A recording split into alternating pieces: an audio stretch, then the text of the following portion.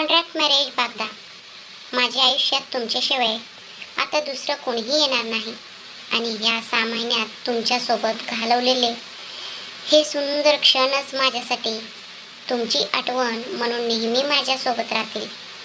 एवढं बोलून आरू शांत होते. अनुराग आश्चर्याने तिच्याकडे पाहत होता, कारण आरोहीने स्पष्ट शब्दात नाही पण अनुरागसाठी तिच्या भावना व्यक्त केल्या होत्या. आता तिच्या आयुष्यात अनुरागपेक्षा महत्त्वाचं दुसरं काहीच नव्हतं. लग्नाच्या वेळीच तिने ह्या नात्याला मनापासून स्वीकारलं होतं. आज शब्दाने नाही पण नजरेने एकमेकांना मनाची अवस्था सांगून दिली होती. दोघांच्या भावना एकमेकांच्या आत्मापर्यंत पोचल्या होत्या. आता फक्त उरलं होतं ते म्हणजे प्रेमाची जाहीर कबुली. ती कधी होणार हे फक्त वेळच जाणवत होती. अनुराग आनंदाच्या भरात अचानक तिला मिठी मारतो आणि आपल्या कचट्यात घेतो. त्याचा ह्या अनपेक्षित प्रतीक्षेने आरू पूर्णपणे थक्क होते. तिच्या हृदयाचे ठोके खूप वाढतात जे अनुरागलाही स्पष्ट जाणवत होते. तो तिला उचलून आरशासमोरील खुर्चीवर बसवतो. अनुराग आरूला म्हणतो, चल आज तुला मी स्वतः तयार करतो. यावर आरू लगेच म्हणते, नाही, याची काय गरज आहे, मी स्वतः तयार होईल. ती एवढंच बोलू शकली होती तोच अनुराग तिच्या ओठांवर बोट ठेवतो आणि म्हणतो, इश, आताच काय म्हणालीस तू? मला अधिकार आहे ना? मग गप्प बस आणि मी जे काही करतोय ते करू दे. त्याचं ह्या बोलण्यावर आरू शांत होते आणि अनुराग तिला तयार करू लागतो. अनुराग आपल्या हाताने सर्वात आधी तिचा भांगे सिंदूर भरतो तेव्हा आरूचे डोळे आपोआप मिटतात. अनुरागच्या तो स्पर्श तिचा मनाच्या तारात चेडत होता. तेवढ्यात अनुराग टेबलवरून झुमके उचलतो आणि तिला घालू लागतो. आरू आपले डोळे उघडते आणि अत्यंत प्रेमाने अनुरागकडे पाहू लागते. झुमके घातल्यानंतर तो तिला हातात बांगड्या भरवू लागतो. हे सगळं तो खूप हळुवारपणे करत होता, जेणेकरून आरूला अजिबात दुखापत होणार नाही. तो आरूकडे अतिशय प्रेमाने पाहत होता. अनुरागची ती नजर पाहून आरूला अजून आपल्या पापण्या झुकवते. तेवढ्यात अनुराग आपल्या खिशातून एक बॉक्स काढतो आणि आरोहीच्या समोर धरतो. तो आरोहीला म्हणतो, तुझी तक्रार होती ना की मी तुला काही गिफ्ट दिलं नाही म्हणून? अनुरागचे हे बोलणे ऐकून आरूला असते आणि दातात जीभ धरते. तिच्याकडे पाहून अनुराग म्हणतो, अगं असं करू नकोस, मला मुळीच वाईट वाटलं नाही. माझ्याकडे तक्रार करण्याचा तुला पूर्ण अधिकार आहे, पण काय करणार, तेव्हा मी तुला समजू शकलो नव्हतो. त्यामुळे काय देऊ हेच कळत नव्हतं आणि गिफ्टची काही कल्पना नव्हती. पण मॉलमध्ये मला तुझ्यासाठी ही गोष्ट खूप आवडली म्हणून मी ती घेऊन आलो. तू घालशील ना? एवढं बोलून तो बॉक्स उघडतो आणि आरोहीला दाखवतो. त्या बॉक्समध्ये हिऱ्यांचे तोडा, नाजूक पैंजण आणि एक सुंदर कंबरपट्टा होता. अनुराग आरोहीला विचारतो, तुला आवडले का? आरोही हसतच होकारात ती मान डोलवते. अनुराग आनंदी होऊन म्हणतो, थांब, मीच घालतो. असं म्हणत तो तिच्या हातात तोडा घालतो आणि आपले हात तिच्या पायांकडे नेतो. तेव्हा आरोही त्याला थांबवत म्हणते, अहो, हे तुम्ही काय करताय? माझ्या पायांना हात लावू नका. तुम्ही राहू द्या, मी स्वतः घालते. अनुराग एक नजर रोखून तिच्याकडे पाहतो तशी आरोही शांत होते. अनुराग हळुवारपणे तिचा पाय आपल्या गुडघ्यांवर ठेवतो आणि तिच्या गोऱ्या मऊ पायात पैंजण घालू लागतो. तिथे आरूच्या हृदयाचे ठोके खूप वाढतात आणि तिचं हृदय जोरात धडधडू लागतं. तिच्या हृदयाचा धडधडीचा आवाज अनुरागलाही ऐकू येत होता. अनुराग स्वतः आरूच्या सौंदर्यात हरवून जात होता. तो हळूच आरोहीला उभा करतो आणि कंबरपट्टा घेऊन हळूहळू आरूच्या तो म्हणजे आरोहीच्या कमरेवर कंबरपट्टा बांधू लागतो. त्याचे हात हळूहळू तिच्या कमरेवर फिरत होते, ज्यामुळे आरूच्या संपूर्ण अंगावर सरसरून काटा आला. तिच्या मनात एक अनामिक बेचैनी निर्माण झाली. तिथे अनुरागचीही तीच अवस्था झाली होती. आरोहीची ती नाजूक आणि गोरी कंबर त्याला स्वतःकडे खेचून घेत होती. तिची ती गोरी कंबर पाहताच अनुरागच्या हृदयाचे टोके वाढले होते. त्याचा गळा सुकू लागला होता. त्याच्या मनातील काही सुप्त भावना आता जाग्या होऊ लागल्या होत्या. तो वारंवार आपल्या विचारांना झटकून कंबरपट्ट्यावर लक्ष केंद्रित करण्याचा प्रयत्न करत होता, पण नजर मात्र त्याच्या नियंत्रणात नव्हती आणि शेवटी त्याचा स्वतःवरचा ताबा सुटलाच. त्याने पुढे होऊन आरोहीच्या कमरेवर बांधलेल्या कंबरपट्ट्याचं चुंबन घेतलं. त्यामुळे त्याचे ओठ आरूच्या कमरेला स्पर्श करून गेले. त्या स्पर्शाने आरूची आपल्या साडीवरची पकड अधिकच घट्ट झाली आणि तिने आपले हात लाजेने आवळले. आरू तिथून जाण्यासाठी मागे फिरली. तितक्यात अनुरागने झटकन उभं राहून तिचा हात पकडला आणि तिला आपल्याकडे खेचून घेतलं. यामुळे आरोही थेट त्याच्या छातीशी येऊन धडकली आणि अनुरागने तिला आपल्या बाहूंमध्ये वेढून घेतलं. तो तिच्या कानाजवळ गेला आणि हळवारपणे म्हणाला, प्लीज काही वेळ अशीच उभा राहा आणि मला स्वतःला शांत करू दे, कारण मला बेचैनही तूच करतेस आणि मला खरं समाधानही तुझ्याशी आल्यावरच मिळतो. अनुरागचं हे बोलणं ऐकून आरोही तिथे शांतपणे उभे राहते आणि आपले हात अनुरागच्या पाठीवर घट्ट आवळते. काही वेळानंतर दोघंही खाली येतात आणि चिराग व दिव्याचा आशीर्वाद घेतात. दिव्या आरोहीचं डोक्यावरून हात फिरवत म्हणते, व्यवस्थित जा आणि इकडची अजिबात काळजी करू नकोस. मग ती अनुरागकडे वळून म्हणाले, आणि तो ऐक, माझ्या लेकीला जसं घेऊन चालला आहेस तसंच परत घेऊन ये. जर तू तिच्यावर जास्त ओरडला किंवा रागवलास तर लक्षात ठेव, माझा सगळा राग तुझ्यावर निघेल. आणि हो, ती विमानात पहिल्यांदाच प्रवास करणार आहे, त्यामुळे तिची काळजी घे.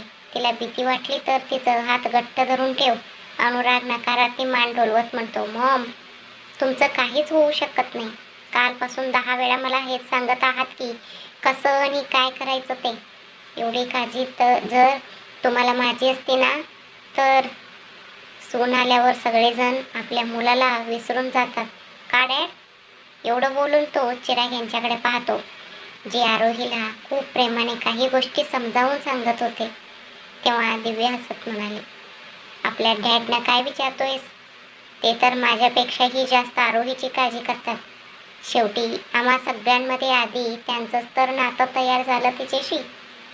ते ऐकून अनुराग दोघांकडे पाहत नकारार्थी मान डोलवतो आणि म्हणतो, तुम्ही दोघंही एकसारखेच आहात, कुणालाच माझी काळजी नाही. एवढं बोलून तो बाहेर निघून जातो. विवेक सकाळीच ऑफिसला गेला असल्यामुळे अनुरागने सकाळीच त्याची भेट घेतली होती. इकडे आरू आजींचा आशीर्वाद घेऊन बाहेर येते आणि गाडीत बसते. त्यानंतर अनुराग ड्रायव्हरला गाडी एअरपोर्टकडे घेण्यास सांगतो. अनुराग आरोहीला घेऊन एअरपोर्टवर पोचतो. एअरपोर्टवर पोचताच आरूची घबराट वाढू लागते, कारण आजच्या आधी ती कधीच एअरपोर्टवर आली नव्हती आणि विमानमध्येही बसली नव्हती. दुसरीकडे अनुरागने लवकर पोचण्यासाठी इंडिगोच्या बिझनेस क्लासच्या सीट्स बुक केल्या होत्या, जेणेकरून ते दोघे अगदी आरामात प्रवास करू शकतील. ते दोघे आत आले आणि आपल्या फ्लाईटच्या अनाउन्समेंटची वाट पाहू लागले. तेवढ्यात अनुरागने आरोहीच्या चेहऱ्याकडे पाहिले, जिथे भीती आणि घबराट स्पष्ट दिसत होती. अनुरागने तिचा हात घट्ट धरून ठेवला. आरूने त्याच्याकडे पाहिले तेव्हा अनुराग हसत म्हणाला, रिलॅक्स आरू, मी असताना तुला घाबरण्याची अजिबात गरज नाही. तरीही जास्त भीती वाटली तर माझा हात घट्ट धरून ठेव. भीती अजिबात वाटणार नाही. हा तुझं पहिलाच वेळ आहे ना, म्हणून एवढी घाबरत आहेस. हळूहळू सवय होईल, मग तुला अजिबात भीती वाटणार नाही. अनुरागचे हे बोलणे ऐकून आरू फक्त हसली. भीती तर तिला अजूनही वाटत होती, पण अनुरागने हात धरल्यामुळे तिला थोडे शांत वाटत होते. थोड्याच वेळात फ्लाईटची अनाउन्समेंट झाली आणि लोकांनी आपली चेकिंग करून विमानात आपापल्या जागेवर बसायला सुरुवात केली. आता मात्र भीतीपोटी आरूची अवस्था वाईट झाली होती, कारण काही वेळातच विमान टेकअप करणार होते. हळूहळू तशी अनाउन्समेंटही झाली. आरूने प्रचंड भीतीने अनुरागचा पूर्ण हात स्वतःच्या हातात घट्ट पकडून ठेवला. त्याच्या हाताला स्वतःचे डोके लावून तिने डोळे गच्च मिटून घेतले. अनुरागने तिच्याकडे पाहिले तेव्हा अनुरागच्या हाताला बिलगून बसलेली आरू एखाद्या घाबरलेल्या लहान मुलासारखी दिसत होती. तिच्या ह्या वागण्यावर अनुरागच्या चेहऱ्यावर हसू आले आणि आरूला कम्फर्टेबल वाटावे म्हणून त्याने तिला आपल्या कुशीत घेतले. थोड्या वेळाने जेव्हा विमानाने टेकअप केले तेव्हा आरूने सुटकेचा श्वास सोडला आणि ती अनुरागपासून दूर होऊ लागली. पण अनुरागने तिला पुन्हा आपल्या छातीशी लावले आणि म्हणाला, अशीच झोप आरू, मला माहीत आहे तुला झोप येत आहे. गाडीमध्येही तू सारख्या डोलक्या घेत होतीस. आता आपली फ्लाईट 2 तासानंतरच लँड होईल. तोपर्यंत तू आरामात माझी छातीशी डोके ठेवून झोपू शकतेस.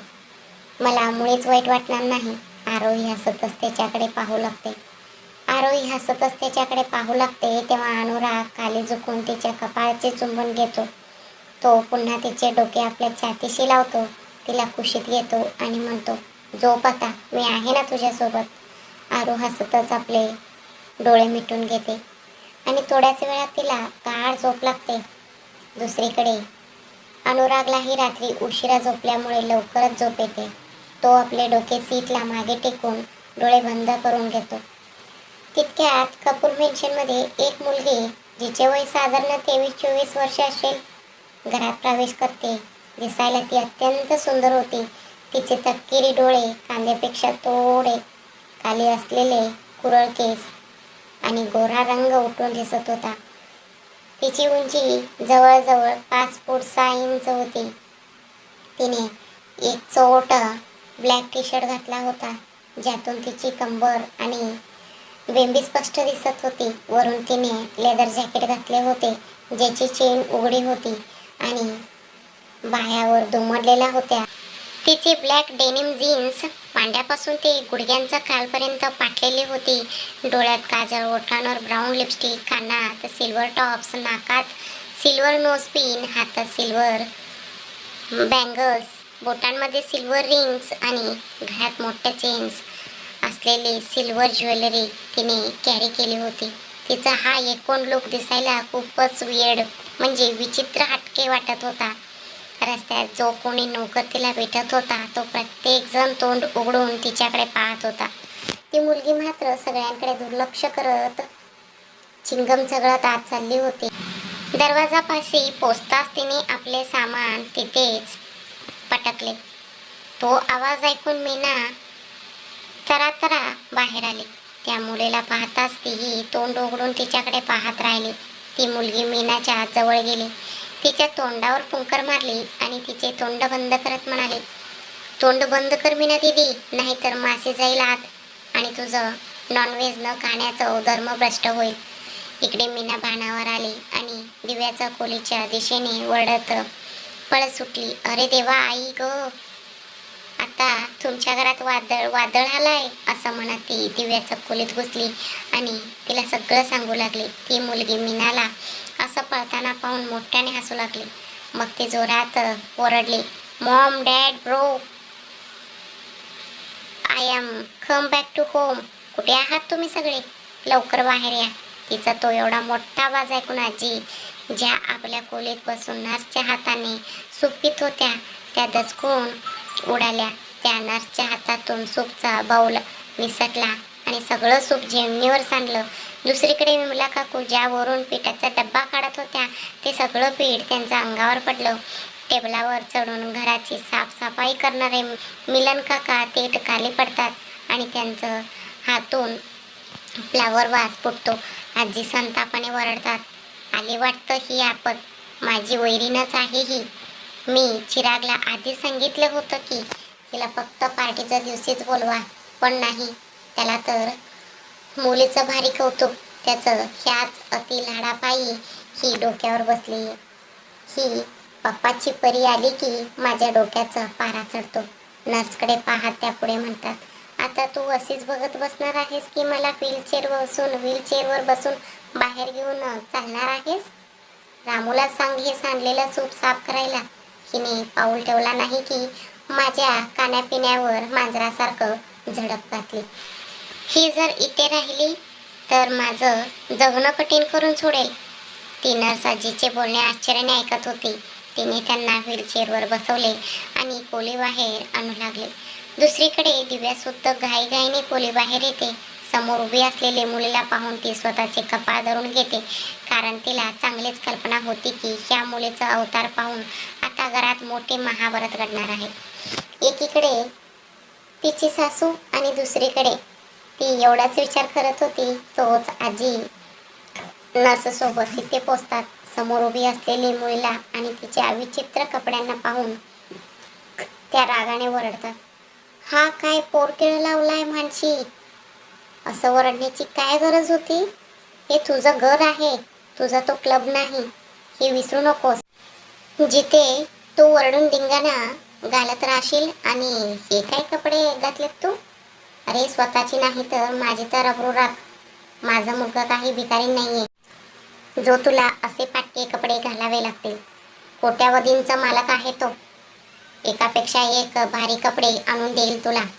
त्यांचे हे बोलणे ऐकून नर्स आणि मीनाला हसू आवरत नाही. तशी मानसी त्या दोघींकडे डोळे वटारून पाहते. दोघी लगेच गप्प होतात. मानसी तिच्या आजीला म्हणते, ओ हो आजी, जरा गप्प बसेल का? आणि हे काही फाटके तुटके कपडे नाही आहेत, ओके? It's fashion. आणि तुला काय कळणार या गोष्टी? तू फक्त तुझ्या रामरामात लक्ष ठेव, माझ्यावर नाही. दिव्या तिच्याकडे रागाने पाहत म्हणाले, हा काय उद्धटपणा आहे मानसी? आपल्या आजीशी अशी बोलतात का? आणि हा काय अवतार करून ठेवलेस? हे काय घातलंयस तू? तुला काही? ती एवढंच बोलू शकली होती की मानसीने तिचे बोलणे मध्येच तोडले आणि आपल्या कपड्यांकडे पाहत म्हणाले, हो जरा जास्तच मोठे कपडे आहेत ना? खरं तर मला स्वतःला एवढे मोठे कपडे घालायचे नसतात, पण दरवेळी आजीच म्हणत असते की असे कपडे घालू नको, शॉर्ट कपडे घालू नको, म्हणून ह्यावेळी मी जीन्स घातली. आता बघा, त्यांना ह्यामध्येही प्रॉब्लेम आहे. म्हणूनच मी म्हणते मला माझ्या हॉस्टेलमध्येच बरं वाटतं. इथे तर तुम्ही आणि आजी जेव्हा बघावं तेव्हा फक्त टोकत असता. माझे पप्पा आणि भाऊ तर मला काहीच बोलत नाही. येऊ दे पप्पांना, मग बघाच तुमची कशी कंप्लेंट करते ते. आणि तरीही जर तुम्ही मला जास्त ओरडलात तर मी ह्याच क्षणी परत निघून जाईन, एवढं बोलून आणि त्यांना धमकी देऊन ती आपल्या खोलीकडे जाऊ लागते. मग अचानक थांबून मीनाकडे पाहत म्हणते, आणि मीना दीदी, तू मगाशी माझ्यावर खूप हसत होतीस ना? मग आता तूच माझ्यासाठी चॉकलेट मिल्कशेक आणि पिझ्झा बनवून घेऊन ये, नाहीतर तुझी गुपित उघडं करायला मला वेळ लागणार नाही. आणि आजी तुला घरातून बाहेर काढायलाही मागे पुढे बघणार नाही. तिचं हे बोलणं ऐकून मीनाला चांगलंच घाम होतो आणि ती घाईघाईने किचनच्या दिशेने पळते. तिकडे आजी फुटफुटत दिव्याकडे पाहतात आणि म्हणतात, बघून घे तुझ्या अति लाडपायी ही किती डोक्यावर बसली ते. आपलं एकही ऐकत नाही, उलट आपल्यालाच धमक्या देते. सासरच्याने तिला घरातून हाकलून लावलं नाही ना तर नाव बदलेन. राम राम राम, माहीत नाही काय होईल या घराचं. नर्सकडे वळून म्हणतात, आणि तू आता मला आत घेऊन चालणार आहेस की तुलाही तिच्याकडून काही ऐकून घ्यायचं आहे? कारण हसत तर तू पण होतीस तिच्यावर. पुन्हा तिच्याकडे पाहत, आणि तू माझ्यासाठी काहीतरी खायला पाठवून दे. तुझ्या लाडकीने येताच असं काही वादळ आणलंय की माझं सूप खाली सांडलं. एवढं बोलून त्या आपल्या खोलीत निघून जातात. इकडे दिव्या आपल्या डोक्याला हात लावून सोफ्यावर बसते, कारण आता घरात जी महाभारत घडणार होती त्याचे टोमणे फिरून फिरून दिव्यालाच ऐकावे लागणार होते. तिकडे अनुराग आरोहीला घेऊन बेंगळूरला पोचतो. एअरपोर्टवरून बाहेर पडताच तो टॅक्सी बुक करतो आणि आपल्या हॉटेलच्या दिशेने निघतो. हॉटेलमध्ये पोचल्यावर रिसेप्शनिस्टकडून आपल्या खोलीची चावी घेऊन तो आरोला घेऊन रूममध्ये जातो. रूममध्ये गेल्यावर सर्वात आधी अनुराग फ्रेश होण्यासाठी बाथरूममध्ये जातो. तोपर्यंत आरू त्याचे कपडे कपाटातून काढून ठेवू लागते. थोड्या वेळाने अनुराग फ्रेश होऊन बाहेर येतो तेव्हा आरू स्वतःचे कपडे घेऊन फ्रेश होण्यासाठी जाते. दरम्यान अनुराग खाली सर्व्हिस डिपार्टमेंटला कॉल करून जेवणाची ऑर्डर देतो. आरू ही बाथरूममधून फ्रेश होऊन आले तोपर्यंत त्यांचे जेवण आले होते. अनुराग आपली फाईल पाहत आरोहीला म्हणाला, आरू ऐक, मला आता डेव्हिड अंकलसोबत मीटिंगसाठी जावं लागेल. म्हणूनच तुला जे काही हवं असेल त्यासाठी मी तिथे खाली सर्व्हिस डिपार्टमेंटचा एक नंबर लिहून ठेवला आहे. तुला काहीही ऑर्डर करायचं असेल तर तू ह्या नंबरवर करू शकतेस. आणि आता मी ऑर्डर केला आहे, तर हा खाऊन तू आराम कर. संध्याकाळी तयार राहा. आपण कब्बन पार्कमध्ये फिरायला जाऊ. त्यावर आरू होकारार्थी मान डोलवते. मग जेवणाकडे पाहत ती म्हणाली, पण तुम्ही पण खाऊन घ्या ना. एवढं सगळं मी एकटे नाही खाऊ शकणार. तर अनुराग सोफ्यावर बसतो आणि आरू त्याला जेवण वाढू लागते. तिच्या वल्ल्या केसातून पाण्याचे थेंब टपकत होते. अचानक अनुरागची नजर आरूच्या नितळ चेहऱ्यावर पडते, ज्याच्यावर अंघोळ केल्यामुळे पाण्याचे काही थेंब रेंगाळत होते. ते थेंब तिच्या चेहऱ्यावर मोत्यासारखे चमकत होते. तेवढ्यात तिचे काही केस पुढे येऊन तिच्या चेहऱ्यावर रेंगाळू लागतात आणि तिला त्रास देऊ लागतात. आरू हाताने ते केस झटकून मागे करते, पण ते हट्टी केस पुन्हा पुढे येतात. हे पाहून अनुराग हरवल्यासारखे आपला हात आरूच्या चेहऱ्याकडे वाढवतो आणि हळूच तिचे ते पुढे आलेले केस मागे करू लागतो. आपल्या गालावर अनुरागच्या बोटांचा स्पर्श जाणवताच आरू शहारते आणि नजर वर करून अनुरागकडे पाहते. अनुराग एकटक तिच्याकडेच पाहत होता. दोघांच्या नजरा एकमेकांमध्ये गुंततात. अनुराग न कळत तिचा हात पकडतो आणि तिला सोफ्यावर आपल्याजवळ बसवून घेतो.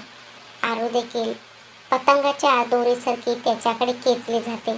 अनुराग तिच्या अधिक जवळ जाऊ लागतो आणि तिच्या गालावर रेंगाळणारा पाण्याचं थेंब आपल्या ओठांनी टिपून घेतो. ह्या स्पर्शाचं भावनेने आरू गुंग होऊन आपले डोळे मिटून घेते आणि तिचे हृदय जोरात धडधडू लागते.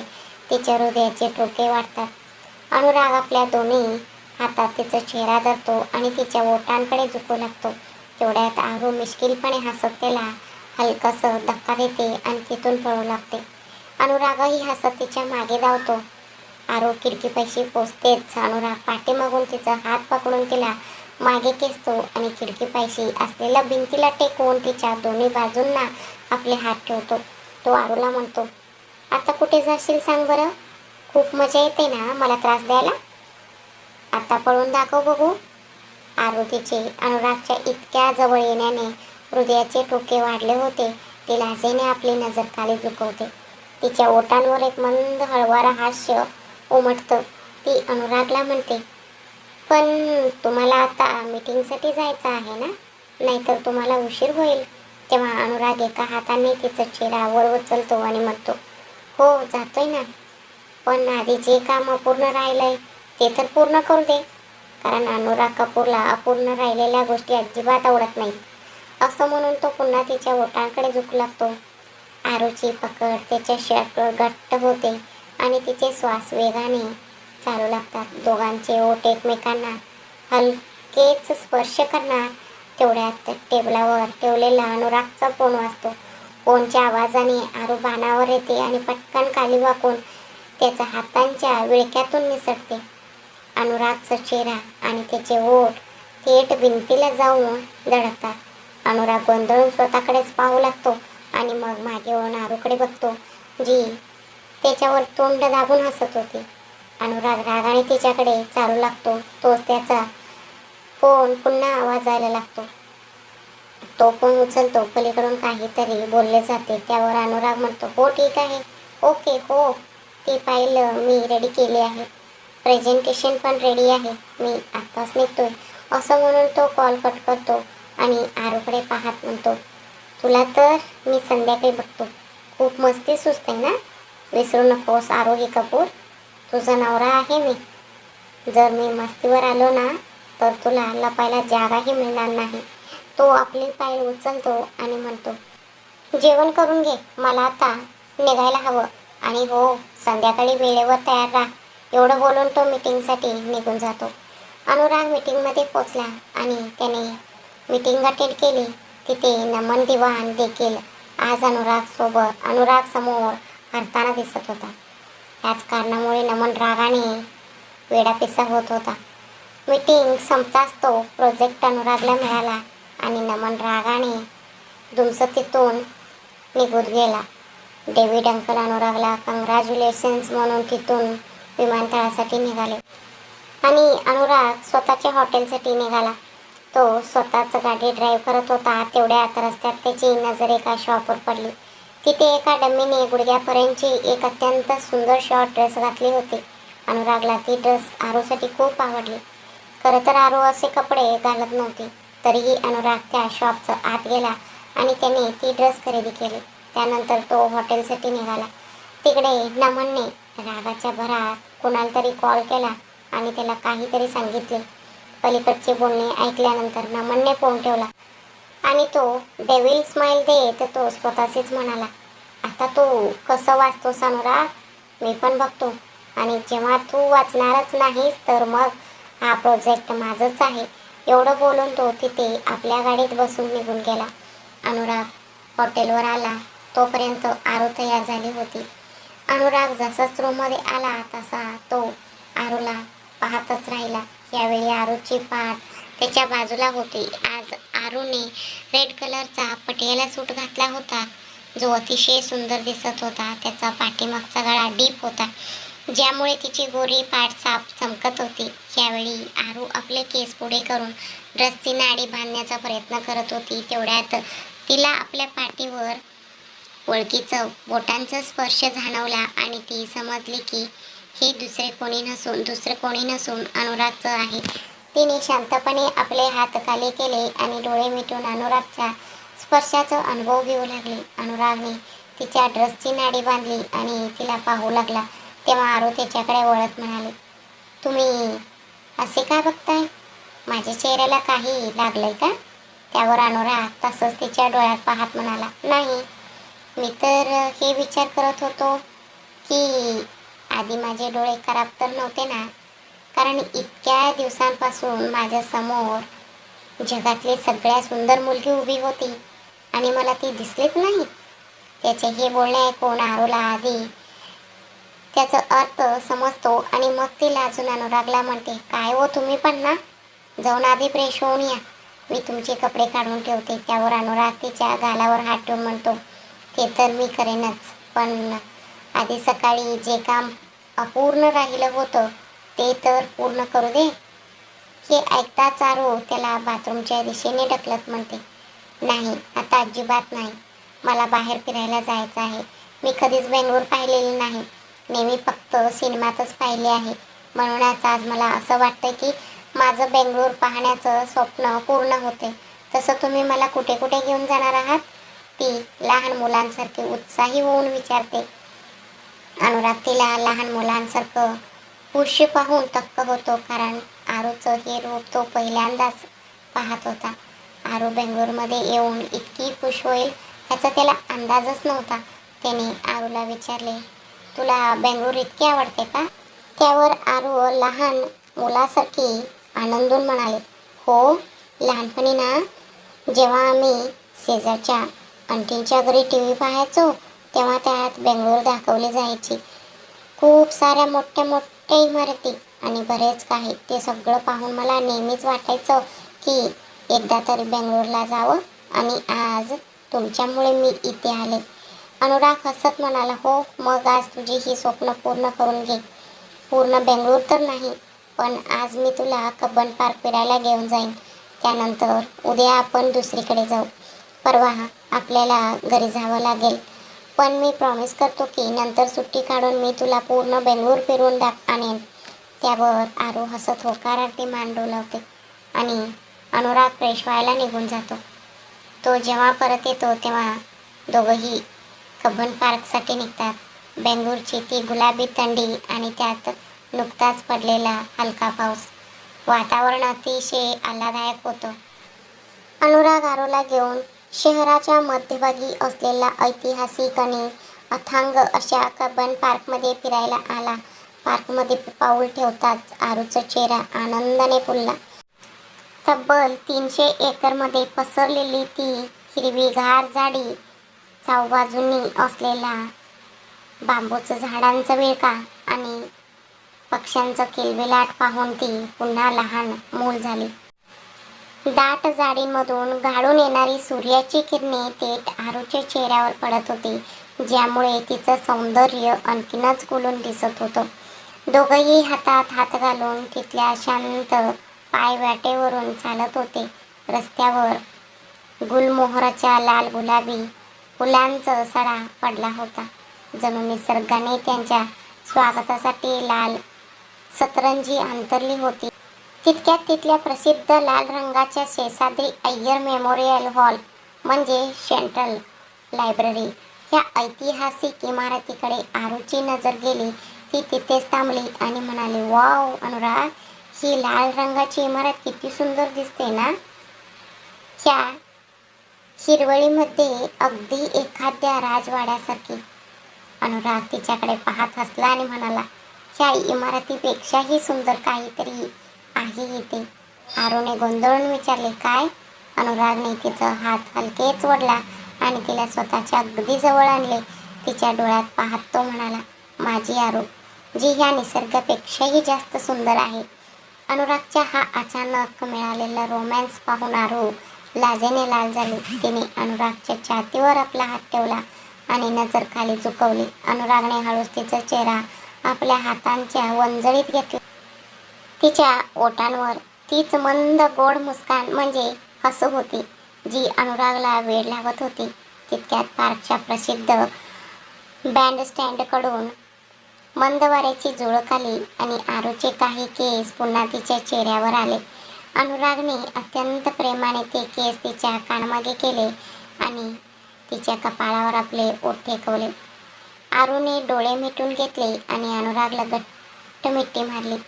कब्बन पार्कच्या त्या घनदाट आणि शांत वातावरणात जगाची पर्वा न करता दोघंही एकमेकांच्या मिठीत विरघळून गेले. आज बेंगळूरच्या ह्या निसर्गाने त्याला एक निवांत शांतता दिली होती. आरू, चल काहीतरी खाऊया, तसेही मला खूप भूक लागली आहे, असं म्हणून अनुराग आरूचा हात पकडून तिथून बाहेर येतो. ते दोघे थोडेच पुढे गेले होते की अचानक काही लोक अनुराग आणि आरूच्या समोर येऊन उभे राहतात. अनुराग काही बोलणार किंवा करणार त्याआधीच ते लोक आरू आणि अनुरागच्या चेहऱ्यावर काहीतरी स्प्रे मारतात, ज्यामुळे ते दोघंही तिथेच बेशुद्ध पडतात. ते लोक तात्काळ त्या दोघांना गाडीत टाकतात आणि तिथून वेगाने निघून जातात. तिकडे कपूर मेन्शनमध्ये रात्र झाली होती आणि मानसीचा पार्टीची वेळ झाली होती. तिने एक सुंदर वन पीस शॉर्ट ड्रेस घातला होता, डार्क मेकअप, कानात मोठे रिंग्स घातले होते. हाय हिल्सचा टक टक असा आवाज करत ती पायऱ्यांवरून खाली उतरू लागली. तिला पाहताच आजी म्हणाल्या, ह्या मुलीने तर लाज शरम सगळी विकून खाल्ली आहे. कितीही नकार दिला तरी हिने असलेच कपडे घातलेत. तिकडे दिव्या आजींचा पायाला मॉलिश करत होती. ती मात्र मौन बाळगणेच योग्य समजले, कारण यावेळी काहीही बोलणे म्हणजे स्वतःचे डोके उकळात घालण्यासारखे होते. पण शेवटी म्हणतात ना, एकाच्या घराला लागलेली आग दुसऱ्याच्या घरापर्यंत पोचतेच. तसेच काहीतरी दिव्याच्या बाबतीत घडले. तिला काहीच न बोलताना पाहून आजी आणखीनच चिडल्या आणि म्हणाल्या, हो, तू काही बोल नकोस, शेवटी मुलगी तर तुझीच आहे ना. माहीत नाही काय करून हिला जन्म दिला होतास, जी अशी बेशरम नात माझ्या कपाळी आली. माझ्या अनुरागला बघ आणि हिला बघ, दोघांमध्ये जमीन आसमानचा फरक आहे. एकही गुण जुळत नाही. कुठे माझा नातू माझी प्रत्येक गोष्ट ऐकतो आणि कुठे तुझी ही मुलगी माझी प्रत्येक गोष्ट फोडून काढायला टपलेली असते. मानसी एवढा वेळ त्यांची बकबक ऐकत होती. ती त्यांच्याजवळ आली आणि त्यांच्या खुर्चीवर त्यांच्यावर झुकून म्हणाली, हो, नाहीये मी तुमची ती आदर्श नात आणि आहे मी बेशर्म. मग त्याने काय होईल? मला ह्या घरातून हाकलून द्याल? बोला, जर हाकलून देऊ शकत असाल तर द्या हाकलून, कारण मला तुमचं प्रत्येक गोष्टीवर टोमणे अजिबात आवडत नाही. अरे, मला पार्टी करणं, असे कपडे घालणं, लेट नाईट ड्राईव्हला जाणं आवडतं, तर ह्यात माझी काय चूक आहे? प्रत्येकाला आपल्या आवडीच्या गोष्टी करण्याचा अधिकार आहे. मग मला का नाही? मी काही चुकीचं काम करते का? मुलांसोबत फिरते का? की त्यांच्यासोबत एन्जॉय करते? नाही ना. मग माझ्या कपड्यांवरून तुम्ही मला अशी कशी जज करू शकता की मी बेशर्म आहे? तुम्ही म्हणता ना की तुम्ही जग पाहिलंय, मग तर तुम्ही माझ्यापेक्षाही चांगलं जाणत असाल की बेशर्म कोण असतं. आणि हे मला तुम्हाला सांगायची गरज नाही. म्हणूनच चांगलं होईल की तुम्ही माझ्यापासून लांब राहा आणि मी तुमच्यापासून, कारण ना मी तुमच्या सांगण्यावरून स्वतःला बदलणार आहे, ना तुम्ही तुमच्या ह्या जुनाट गोष्टी सोडणार आहात. म्हणूनच आपल्या दोघांमध्ये अंतर म्हणजे डिस्टन्स असणं चांगलं आहे. I am right sweetie. एवढं बोलून ती आजीचा गालावर किस करते आणि निघून जाते. तिकडे आजी दिव्याला आणि बाकीचे सगळे तिच्याकडे आश्चर्याने पाहतच राहतात. तिकडे बेंगळुरूमध्ये थोडा वेळानंतर रात्री जेव्हा अनुराग आणि आरूला शुद्ध आले तेव्हा ते दोघे खुर्चीला बांधलेले होते. ते दोघे ह्यावेळी एका गोडाऊनच्या आत होते. आरू स्वतःला सोडवण्याचा प्रयत्न करते, पण तिचे हात पाठीमागे बांधलेले होते, त्यामुळे तिला ते सोडवता येत नव्हते. तिकडे अनुराग सुद्धा स्वतःला सोडवण्याचा प्रयत्न करत होता, पण तोही अपयशी ठरत होता. यावेळी सगळे गुंड गोडाऊनच्या बाहेर होते. आरू अनुरागला म्हणाले, अहो, हे लोक कोण आहेत आणि आपल्याला इथे पकडून का आणलंय? माझे हात सुटत नाहीयेत आणि मला खूप भीती वाटते. आपण इथून कसे बाहेर पडणार? अनुराग आरूला म्हणाला, तू काळजी करू नकोस, मला माहित आहे हे लोक कोण आहेत. बस थोडी वेळ शांत राहा. तुझा माझ्यावर विश्वास आहे ना? त्यावर आरू होकारार्थी मान डोलावते. अनुराग पुन्हा एकदा आपले हात सोडवण्याचा प्रयत्न करतो, पण पुन्हा अपयशी ठरतो. तेव्हा अनुराग आरूला म्हणतो, आरू, एक काम कर, तू ना माझ्या मदतीने हळूहळू तुझी खुर्ची फिरव. त्यानंतर मी माझ्या दाताने तुझी दोरी सोडेन. मग तू माझी दोरी सोडव. आपल्याला दोघांनाही इथून लवकरात लवकर बाहेर पडावं लागेल.